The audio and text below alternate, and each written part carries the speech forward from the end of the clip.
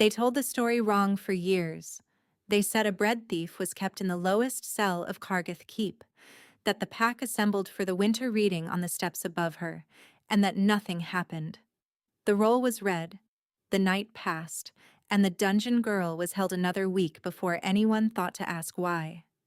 They left out the part where the Alpha King descended the stairs.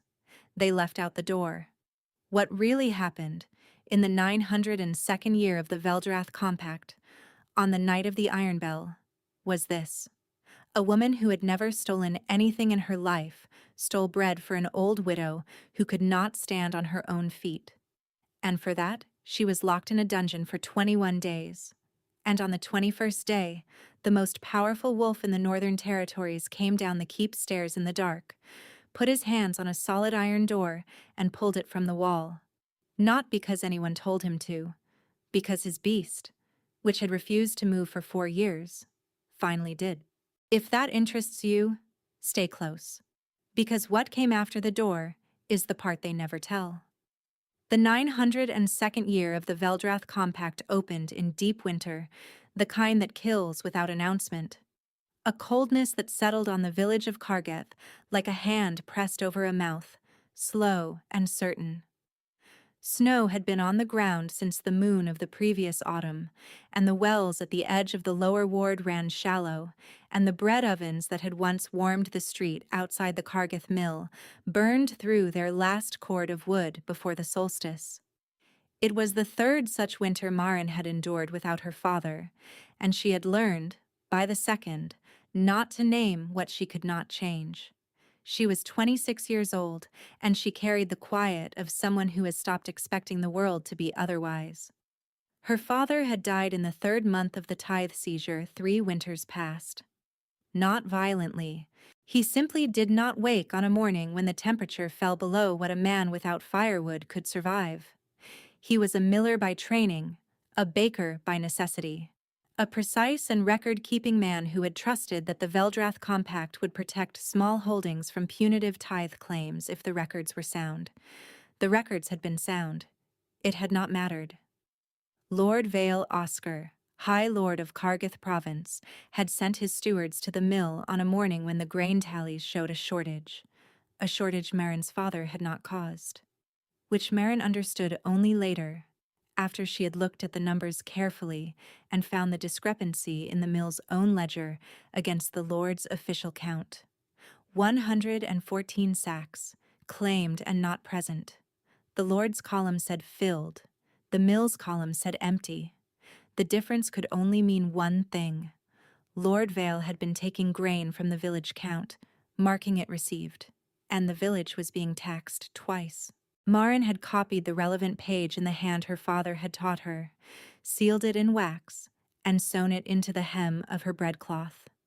She had not known, at the time, what she was going to do with it.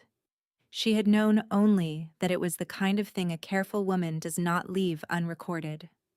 That was 3 winters ago. She had not found the moment to use it. She had been too busy keeping old Pella alive. Pella lived in the narrow house at the end of the mill lane, the house whose chimney pulled badly and whose door fitted poorly in its frame. She had been 80 years old the winter Maren's father died, and she had been the one who came with a blanket and sat on the cold floor beside him so he would not be alone when morning came. After that, Maren checked on her daily. In a hard winter, daily meant bringing something, whatever she had. A coal, a turned loaf, a pot of whatever could be made from the scraps the market left after the higher ward buyers had gone through. It was a small and exhausting maintenance of life, the way a person tends a fire that is always threatening to go out. On the 43rd day of the 3-month deep frost, Pella could not get out of bed. Maren had nothing in her own stores. She walked to the bakehouse on the Keep Road, the one Lord Vale's stewards kept stocked with grain from the tithe, and she went around to the back where the second-quality loaves were set out to cool in the evening, and she took 2. She did not run. There was nowhere to run to. Vale's men found her on the mill lane with the loaves under her arm, and they brought her before the keep steward, and the steward logged it. 43 loaves was the charge, and the official count included every loaf she might have taken in a lifetime by the steward's own arithmetic, as though they were already certain of her guilt in advance. She understood, even then, that the number was not an accident. It was designed to close a door before she could open one. The sentence was 14 days. She had been in the dungeon 21 when the night of the Iron Bell came. The Night of the Iron Bell was the winter solstice reading, the oldest provision of the Veldrath Compact. Every dungeon roll in every lord's keep had to be read aloud before the full pack assembly on the keep steps at the turning of the year. Any prisoner held past lawful sentence was to be released, or the lord faced pack judgment. It was, in theory, the protection against a lord deciding that inconvenient people should simply remain in cells without recourse. In practice, it relied on someone reviewing the rolls and calculating the dates correctly. Lord Vale's steward had been instructed to log Marin's sentence as 14 days, released in absentia, completed, closed. The roll, as written, would show nothing amiss. What Lord Vale had not accounted for was the wind. The Night of the Iron Bell brought the full Veldrath assembly to the keep steps, the elders in their ceremony robes, the 6 ranked lords in their furred collars and chains of office, the pack at their backs in the torch-lit courtyard below, their breath rising in the cold. The torches along the keep wall burned orange and unsteady in the solstice wind, and the snow in the courtyard was marked with the prints of the 700 wolves who had assembled. And it was the kind of night that feels like the hinge of the year, which it was. The bells had already rung. The 3 iron bells in the keep tower that gave the night its name had been struck, and their sound was still moving through the cold air in the way that bell sound does in deep winter, lasting longer than it ought. Lady Soren Vale stood to the right of the keep door in a gown of dark green wool trimmed with fox fur, her attendants behind her. When Marin had been brought up from the dungeon at midday for a brief airing in the lower courtyard, as the law required every 7 days, Lady Soren had watched from the gallery above and said to her attendant, not quietly, "The dungeon girl. 43 loaves. The pack assembles for bread theft now." Her attendant had smiled in the careful way of attendants. Marin had heard it clearly and recorded it in the same column where she kept the other things she could not yet act on. Alpha King Draven stood at the center of the upper step, which was his by right and custom, and he was dressed in black wool and the iron circlet that was the only crown the Veldrath kings had ever bothered with, a plain band of pack-worked metal that sat slightly wrong on his head, the way something forged in haste always sits. He was 33 years old, and he had not looked well in some time. His people noticed the darkness under his eyes, the way he held himself as if balancing something internal that required most of his attention, the faint tremor in his hands on very cold nights. They attributed it to 7 years without a mate. They were partly right. What they did not know was that for the past 4 years, Draven had been suppressing his beast. Not out of grief, though grief had started it, out of something older and more pragmatic. The last time his wolf had made a judgment of its own, it had been about the woman who became his intended, a woman the court had approved and the elders had celebrated, and his beast had sat entirely still and refused to respond to her in any way that mattered. He had concluded, in the years since she was given away in a false political bond, that his wolf knew something men did not. He had not been able to determine what. He had suppressed the wolf to protect the kingdom from an alpha whose instincts were unreliable, and the suppression had cost him in the form of iron fever, a burning in the blood that made cold feel like knives and heat like mercy, a condition the pack healer had told him, 3 winters past, would kill him within a decade if he did not shift. He had thanked the healer and changed the subject. The roll was being read. Viel's steward stood at the lectern with the names, the charges, the days. Draven was not listening closely. He had attended this reading for 7 years and found nothing in it. He stood on the step and breathed the cold night air and managed the fever, which was worse in deep winter, and he was thinking about very little when the wind changed. The smell came up from the dungeon stair, through the iron door at the base of the keep, held open for the ceremony, channeling the air from below. Cold stone, frost on the walls, unwashed wool. And underneath all of it, under the pack smell and the torch smoke and the 700 bodies in the courtyard, something that was none of those things at all. Something that had no name in the vocabulary of managed kings. His beast moved, not a twitch, not an instinct. It moved the way something moves that has been locked in a room for 4 years and has just found the door unlatched. The noise it made in his chest was not a sound anyone else heard, but it bent him slightly at the spine, as though a hand had pressed between his shoulder blades and applied a precise and insistent weight. Ren, his shadow guard, standing 2 steps below and slightly left, turned without speaking and looked at him. Draven said nothing. He walked past the steward. He walked past the lectern. He walked through the iron door at the base of the keep and started down the stairs. If you have stayed this long, you already know what pulled him there. But the story is not in the fact of it. The story is in what happened next. The dungeon at Kargith Keep was carved from bedrock, 3 levels below the keep proper, and it smelled of old iron and the cold that lives in stone that has never seen the sun. The single torch in the lower corridor had gone out, and so Maren was sitting in the dark on the cell floor, her breadcloth folded across her knees, listening to the muffled sounds of the ceremony above. She could make out, distantly, the rhythm of names being called and the crowd's answering murmur. She had been listening to it long enough to know that her own name would not be called. She was not particularly afraid about this. She had spent 21 days working to make fear useful, and in the absence of anything to act on, she had set it aside the way she set aside what she could not change. She heard the footsteps on the stairs. They were not a guard's footsteps. Guards on dungeon duty had a particular shuffle, the gait of a man who is bored and cold and resentful and making no effort to lift his feet.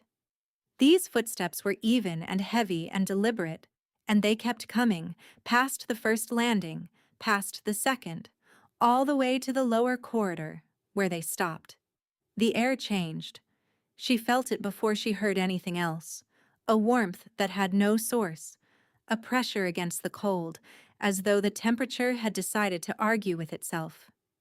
She pressed back against the cell wall and put her hands flat on the stone behind her and waited, because waiting was the one thing she had become very good at. The door moved, not opened. There was no key.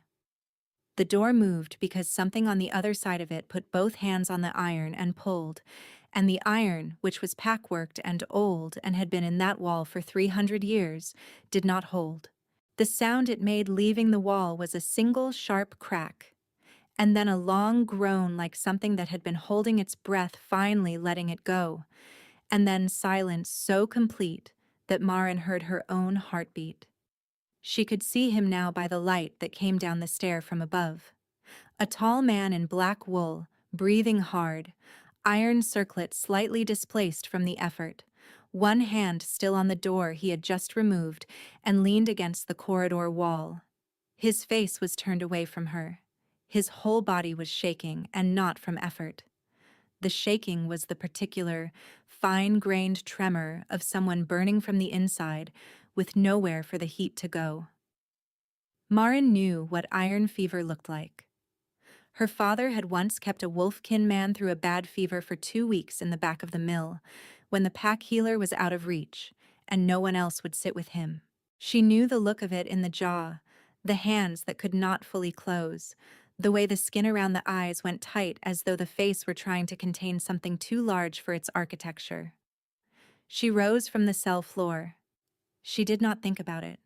There are moments when the body makes the choice before the mind can produce an objection, and this was one of them. She crossed the cell and stepped over the threshold of the broken doorway. The stone was cold through her shoes, the dim light strange after weeks in the dark, and she stood 2 feet from the Alpha King of the Veldrath pack, and she reached out her hand toward his face, and her hand stopped in the air between them. not quite touching his jaw. He turned to look at her then. His eyes were amber lit in the dim, the wolf's light barely held behind the human expression, and they moved across her face with a slowness that was not threat and was not recognition in any word she had a name for. It was the look of a man who has been told a word in a language he does not speak and is trying to locate where he has heard it before. It was the look of someone who had been expecting nothing and had just encountered something his categories could not contain. She pressed her palm to his jaw. The fever dropped. She felt it as a shift in temperature. The heat pulled back like water receding from a shore, orderly and sudden. Beneath her hand, his jaw unclenched and his eyes closed. 1 full second. 1 full second where the Alpha King of the Veldrath pack stopped being the Alpha King of anything and was simply a man who had been burning for 4 years and was, for the first time, not. The warmth that remained was not fever. It was something else. Something she did not have a category for either. Something that ran from her palm to her wrist to her shoulder, like a key finding a lock it was always meant for. Then Ren's footsteps hit the lower stair, and Draven opened his eyes and stepped back. And the warmth broke the way all things break. Suddenly, completely, with a cold that was worse for having been interrupted. He looked at her. He said, "Stay in the corridor." Not a question. Not a request. The tone of a man giving an instruction he expects to be followed, and underneath it, so far beneath his surface that she was not certain she heard it correctly, something that might have been please. And then he went up the stairs. She stayed in the corridor. She was not certain later why she did not go with him or after him, or simply up the dungeon stair and out the keep door into the night, which was presumably unguarded now that the Alpha King had walked through it on his own purposes. She stayed because the cell floor was cold and the corridor was slightly warmer, and because she was, by nature, a woman who tended fires that were threatening to go out, and something in the corridor felt like it was doing that. Ren came down an hour later with a lamp and a blanket and a bowl of broth that was still hot. He set them down without explaining where they had come from. He looked at the door leaning against the corridor wall, and then looked at her. And he did not say anything about either. She slept in the corridor on the folded blanket, and woke to find a second blanket laid across her shoulders, placed with care, with the particular care of someone who is trying not to wake a person while also trying to make sure they are warm. She lay still for a while with her eyes open in the dark, thinking about that. Vale's men came to the cell door the next morning and found it leaning against the corridor wall and did not know what to say about that, and said nothing, and left. Lady Soren Vale came on the 12th day.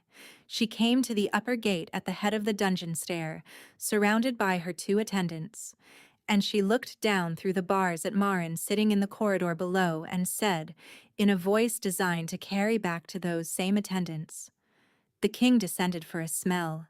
He'll remember nothing of her by morning." She said it without looking at Marin directly, addressing the wall beside her, which Marin noted as the habit of someone who does not want to risk the particular kind of meeting that happens when you look a person in the eyes and they are not afraid of you. Marin said nothing. She returned to mending the hem of her breadcloth, which had come loose at the corner from the weight of what was sewn inside it. Draven descended 4 more times over the following days. He came in the late evening, when the keep had settled into its night routines, and the corridor was quiet except for the sound of water moving in the spring channel at the dungeon's back wall. He came alone, without Ren, without the guard that ordinarily followed his movements through the keep, and Marin thought about what that cost him in terms of the version of himself he was maintaining for everyone above the dungeon stairs.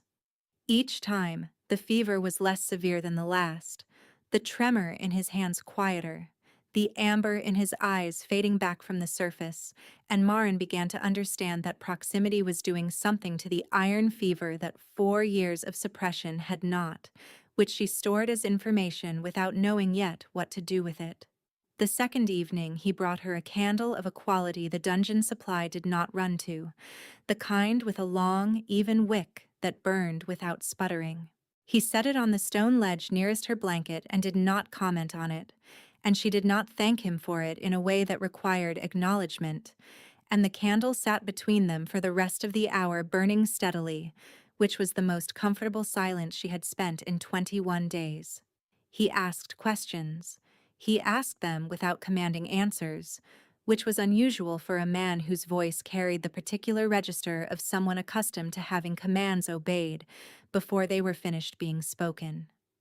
He asked how the bakehouse had been run before the seizure, and what a mill ledger looked like, and whether she had been the one to keep the records or her father. He asked what Pella had done before she was too old to work.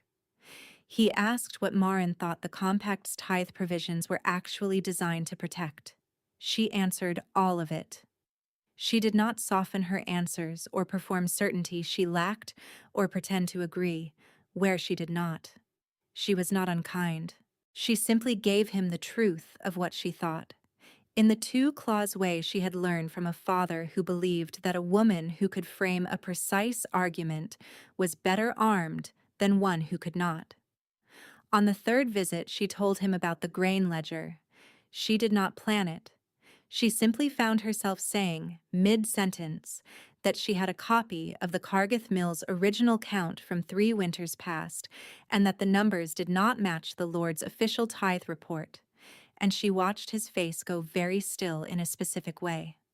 Not cold, not calculating. The stillness of a man who has just received a fact that organizes a great many other facts he has been holding separately, unable to make them cohere. "How large is the discrepancy?" he said. 114 sacks.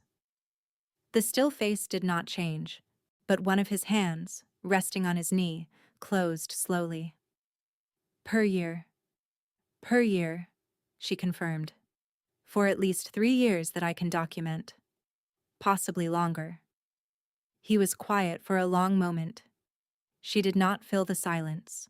On the fourth visit, he did not ask anything. He sat on the dungeon floor across the corridor from her, his back against the cold stone, and they were quiet together for a long time. The spring channel moved. The candle burned. The fever eased in him over the course of the hour by degrees. She could track in the color of his hands and the loosening of the line across his jaw.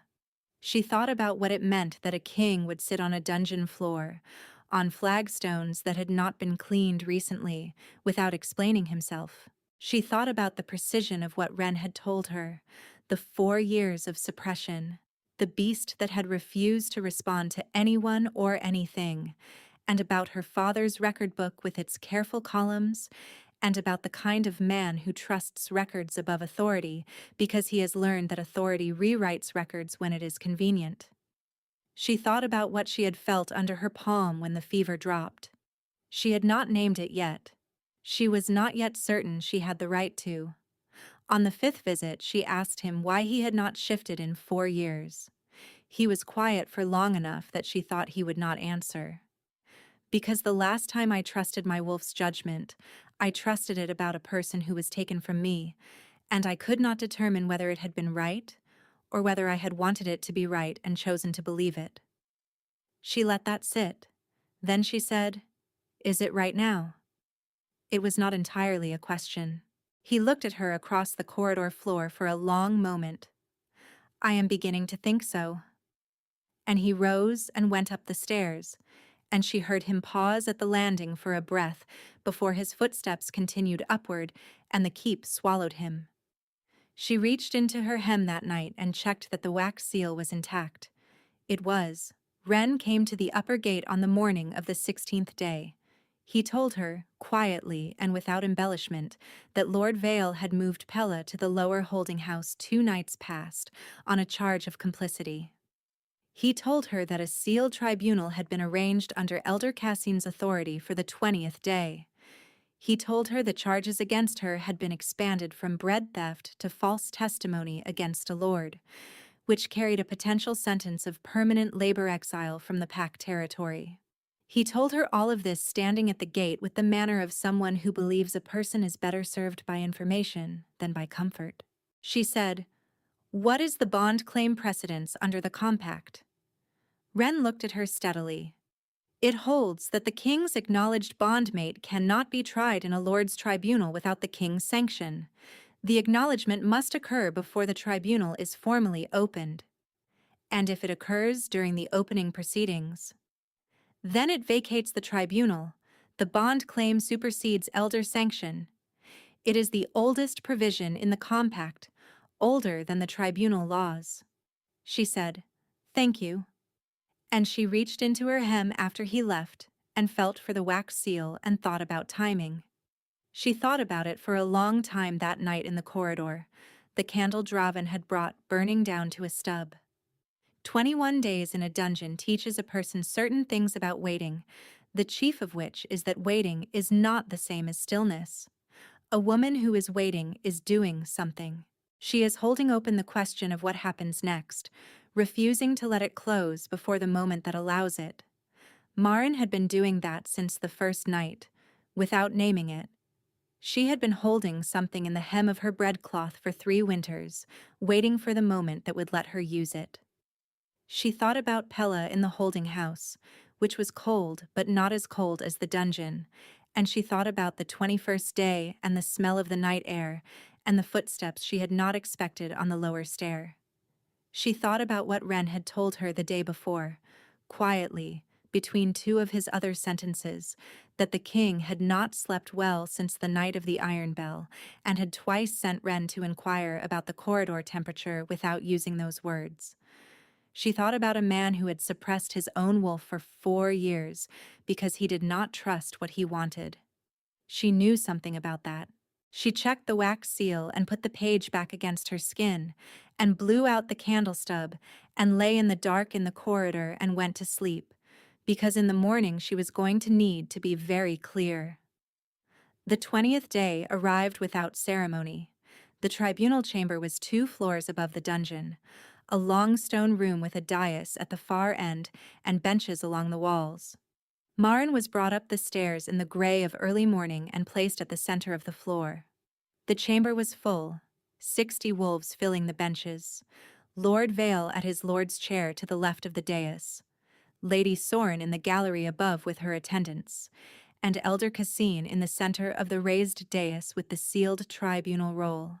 The pack law sigils were freshly carved on the chamber doors, still chalked at the edges. Draven sat on the elder dais to Cassine's left, because the compact required his witnessing presence for any capital charge. His hands were on his knees, and the fever was visible in his knuckles, white against the dark wool. He looked at her once when she was brought in. Once was enough to communicate something she did not fully have language for.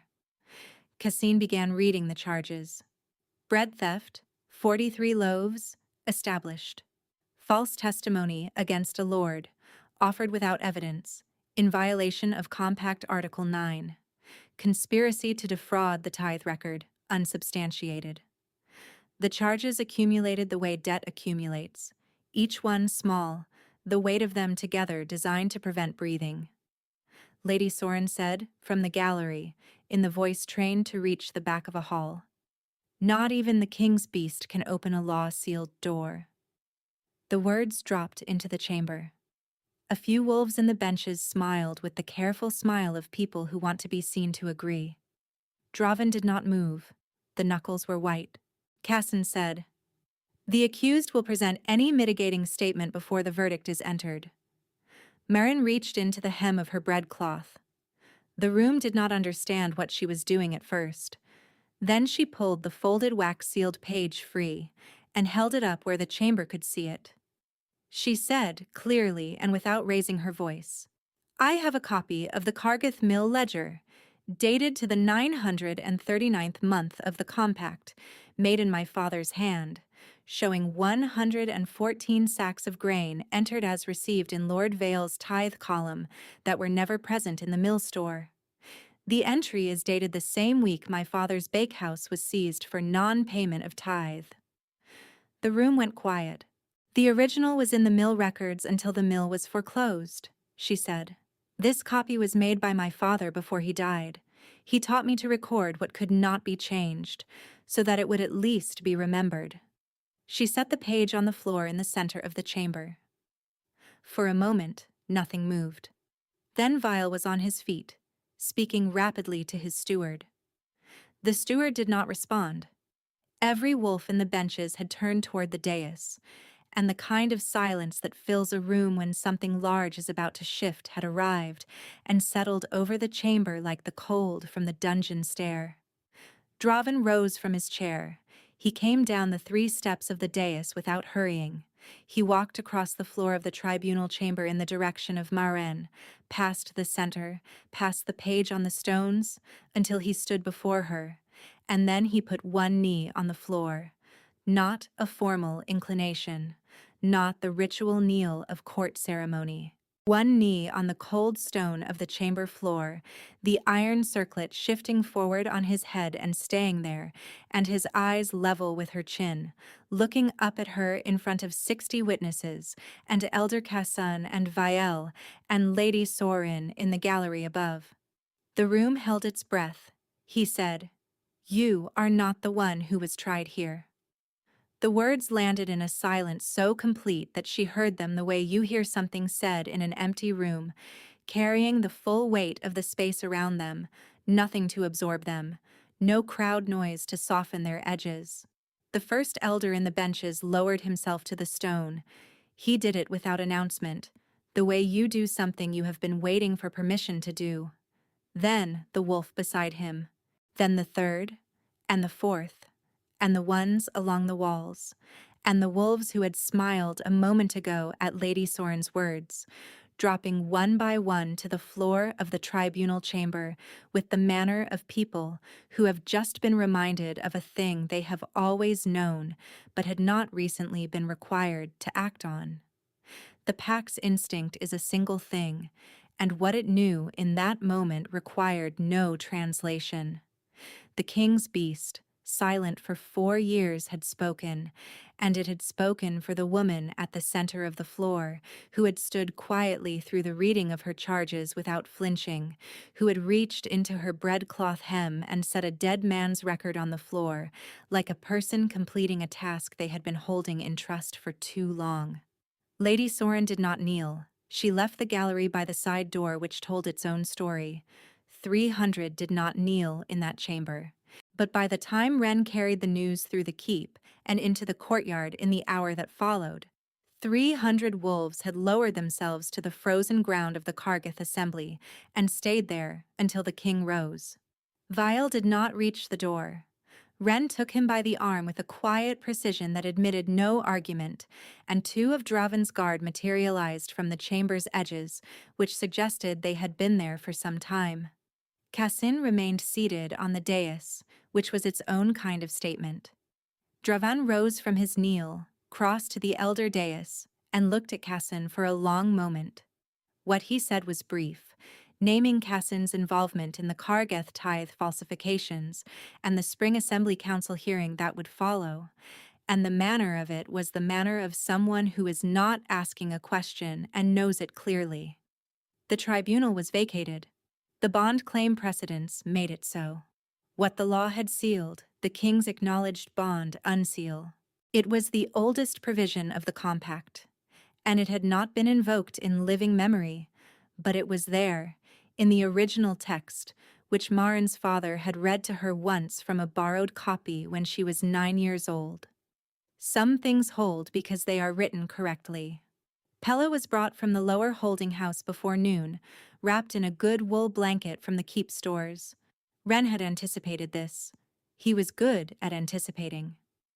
Pella sat down on the bench outside the holding house, and Marin sat beside her, and they were quiet together for a while, the way people are quiet who have known each other through too many long winters to need to fill the space. "You're well," Pella said, which was not quite a question. "I'm well," Marin said. Pella took her hand and held it. That was sufficient. The dungeon door lay in the snow at the base of the keep steps where it had been set down 21 days before. No one had moved it. It had frozen into the ground by its lower edge, and the snow had drifted against its face, and the pack had simply walked around it for 3 weeks, in the way that people walk around something that has become a fact of the landscape. It was ordinary now, the way important things become ordinary. It was simply there. Maren went to it in the afternoon, after the tribunal had concluded and the keep had settled into the specific quiet that follows a reckoning. She put her hand on the iron. It was cold in the way iron is always cold, but under her palm she felt what lay beneath the cold. The faint trace of warmth that the pack-working leaves in old metal, the magic in the ore, the thing the smiths had put into every door and chain and gate for 3 centuries. It had been made to hold. It had held everything it was meant to hold for 300 years. Draven came to stand beside her. He did not explain himself. He stood in the snow in his black wool without a cloak, because the iron fever was still working its way out of him and the cold did not reach him the way it reached other people. They stood in silence for a moment, both of them looking at the door. He opened his hands at his sides, palms up, fingers open, the gesture of a man who has set everything down and has nothing left to conceal. She looked at his hands. She looked at the old scars on the inside of his left wrist, which she had not seen before in the dim of the corridor, visible now in the flat winter light, the kind of scars that come from iron manacles and which told a story she had not yet heard.